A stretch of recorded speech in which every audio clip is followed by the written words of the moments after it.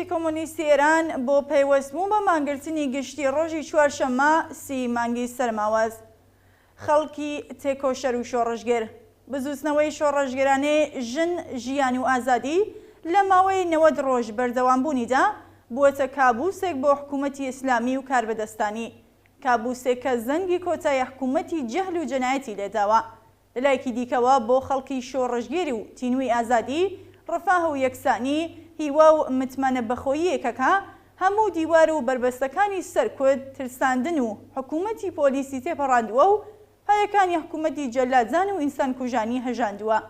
حکوومەتی ئیسلامی جارێکی تر و وەک هەمیشە بە داروپەتی سێدارەوە هاتووەتە شەڕی ئینسانە شۆڕژگەرانەکان بە پەتی سێدارەوە هاتن تا هیوا و متمانە بەخۆیی لە دەربدەن و ئینسانەکان بکەنە ملکەچی خۆیان هاتوون تا دەسەڵاتی لەدەستچوویان بە عەجامکردنی لاوانی تینووی ئازادی نیشاندن بەڵام کێ هەیە نەزانی عەجام و سەرکوت نەک نیشانێ بەهێزی بەڵکو نیشانێ بێهیوایی داماوی و داڕمانە. کۆماری ئیسلامی لەو پەڕی داماویدا لە بەرامبەر ئاخێزی شۆڕژگەرانی خەڵکدا هەروە خەریکە درێژە بە سیاسەتی عەجامکردنی زیندانیانی سیاسی ئەدات. ئەعدامی دوولاوی تێکۆشەر موحسن شکاری و مەجید ڕەهنەوەرد بە تاوانی بەشداریکردن لە ئاخێزی شۆڕژگەرانی جەماوەری نمونەیەکە لەو جنایەتانە. ئەم جنایەتە دەوڵەتیانە قین و بێزاریەکی بەرێنی لە نێو خەڵکدا هەڵخراندووە و تا ئێستا دروشمەکانی ئازادی زیندانیانی سیاسی هەڵۆشانەوەی سزای ئەعدام ڕاپەڕین لە دژی نزام ئەعدام دەبێ ڕابگیریە بە شێوەیەکی بەرین دەوترێتەوە. ڕژیمی جەنایەتکاری کۆماری ئیسلامی سزای ئەعدامی وەک توندوتیژیەکی ڕێکخراو بۆ لە نێوبردنی نەیارانی سیاسی ڕووناکبیران ڕەخنەگران و قوربانیانی خەسارە کۆمەڵایەتیەکانی نیزامی سەرمایەداری بەکارهێناوە. سزای ئەعدام و لادانی نەیاران لە هەمان سەرەتای بەدەسەڵاتگەیشتنی کۆماری ئیسلامیەوە تا ئێستا یەکێک لە پایەکانی حاکمیەتی پڕ لە شەرمەزاری ئەم ڕژیمە بووە. لەگەڵ بەدەسەڵاتگەیشتنی کۆماری ئیسلامی بە خێرایی دەستیدایەتە ئەعجامکردنی تێکۆشەران و نەیارانی ڕژیم بە شێوەیەکی بەرین لە ئێراندا گرتن و دواتر ئەعدامکردنی دەیان سیمای ناسراوی زیندانیانی نێو زیندانەکانی ساواک لەگەڵ بەدەسەڵاتگەیشتنی کۆماری ئیسلامی بە خێرایی دەستیدای ئەعدامکردنی تێکۆشەران و نەیارانی ڕژیم بە شێوەیەکی بەرین لە ئێراندا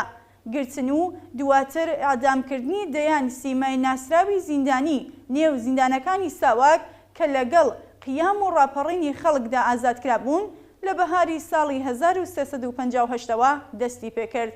ئەعدامکرانی زۆرێک لە تێکۆشەرانی بوێری وەک ڕێبەرانی خەڵکی تورکەمان سەحرا لە جەریانی ناڕەزایەتیەکانی بەهاری 1358 ئەعدامکردنی ڕۆڵە قارەمانەکانی خەڵکی کوردستان دوای فەرمانی خومینی لە ڕۆژی 28 مانگی گەلاوێژی 1358 لەلایەن خەڵخاڵی جەڵادەوە و بە حکمی حکوومەتی و شەرعی خومینی ئەعدامکردنی ژنان، خوێندکاران، کرێکاران و ڕووناکبیرانی خاوەن هەڵوێست و ناڕازی لە نظامی ئیسلامی لە گۆشەوکەنار ئێران بەشێک لە کارنامەی فاشیزمی ئیسلامیە تەنانەت لە یەکەم ساڵەکانی بەدەسەڵاتگەیشتنیدا. ئەم جنایەتانە لە هاوینی ساڵی 1367 بە ئەعدامکردنی بە کۆمەڵی هەزاران زیندانی سیاسی گەیشتە لووتکەی خۆی. هێشتا کەس نازانێ چی بەسەر پەیکەری ئەعدامکراوی فەرزاد کەمانگەر و هاوڕێکانی داهاتووە. حکوومەتی ئیسلامی وەک ماشینێک وایە کە بە خوێنی ئینسانە شەریف وشیار و گیانبازەکان ئیش دەکات. ئێستا دیسان ڕژیمی ئیسلامی دوای 43 ساڵ جەنایەت، هەژاری، بێکاری، کوشتار، بێمافی و ئستبدادێکە بەسەر خەڵکی ئێرانیدا سەپاندووە و لە وەڵام بە خەڵکێکدا کە لە بەرامبەر ئەم حکوومەتە جنایەتکارەدا وێستاونەتەوە و دروشمی ڕۆخانی ئەدەن بۆ پاراستنی دەسەڵاتەکەی و چاوتێرسنکردنی خەڵک ماشینی ئەعدامکردنی لاوانی خستووەتە کار. پاشەکشەکردن بە کۆماری ئیسلامی لە دەرکردن و ئیجرای حکومی ئەعدام بە کەوتنە ڕێ ناڕەزایەتی جەماوەری لە نێوخۆ و دەرەوەی وڵاتدا ئیمکان پەزیرە. با بە پەرەپێدان و بەرینترکردنەوەی ناڕەزایەتیەکان بەم ڕژیمە جنایەتکار نیشان دێن کە سەردەمی ئینسانخۆری و کوشتنی باشترین ڕۆڵەکانی ئەم وڵاتە تێپەڕیوە تا کاتێک کە سزای ئەعدام لە ئارادایە و زیندانی سیاسی بوونی هەیە داخوازی هەڵوەشانەوەی سزای ئەعدام و دفاع لە ئازادی زیندانیانی سیاسی دفاع لە مافی سەرجەم بێبەشانی ئەم کۆمەڵگەیەیە کە بتوانن بە ئازادانە کۆ ببنەوە، مان بگرن، ناڕزایەتی دەرببڕن، ڕێزەکانیان یەک بکەن بەبێ ئەوەی کە کۆیلەتی، ئەشکەنجە و کوشتن لە زیندانەکاندا هەڕەشەیان لێ بکات.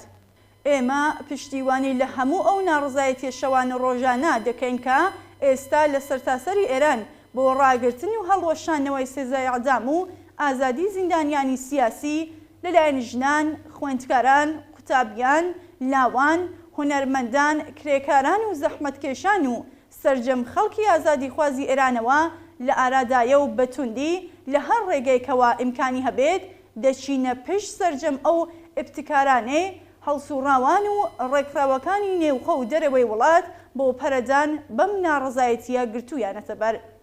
لە هەمان حاڵدا سەرجەم خەڵکی شۆڕەژگێر، کرێکاران، مامۆستایان، لاوان، خوێندکاران، کاسبکاران، بازاریان، هونەرمەندان و هەموو ئەو کەسانەی دڵیان بۆ ئەم بزوتنەوە شۆڕەژگێرانەیە و پێشڕە و پێشکەوتووە لێدات بانگەواز دەکەین بە مانگرتنی گشتیەوە پەیوەست بن.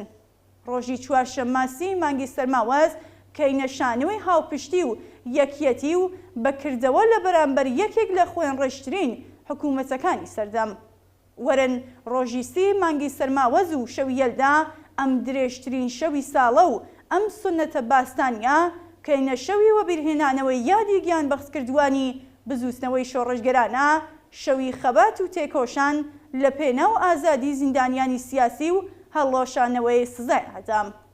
ئێمە داوا لە بنەماڵەی تێکۆشەرانی زیندانی دەکەین تا بەڕاگەیاندنی بە ئاشکرای ناوی ئازیزانیان کە لە ژێر مەترسی ئەعدامدان ئەو ئیمکانە فراهەمکەن تا هەر حکومێکی ئەعدام ببێتە کارزارێکی بەهێز و سەرتاسەری لە ئاستی نێوخۆ و لە ئاستی نێونەتەوەیدا بۆ ڕاگرتنی ئەحکامی ئەعدام. ماشینی شکەنجە، زیندان و ئەعدامی ڕژیم دەکرێت و دەبێ بەهێزی یەکگرتوانەی خەڵک لە نێوخۆ و دەرەوەی وڵات ڕابگیرێت. بڕوخی حکوومەتی کۆماری ئیسلامی بژی شۆڕش. حزبی کۆمۆنیستی ئێران 25 سەرماوەزی 1401.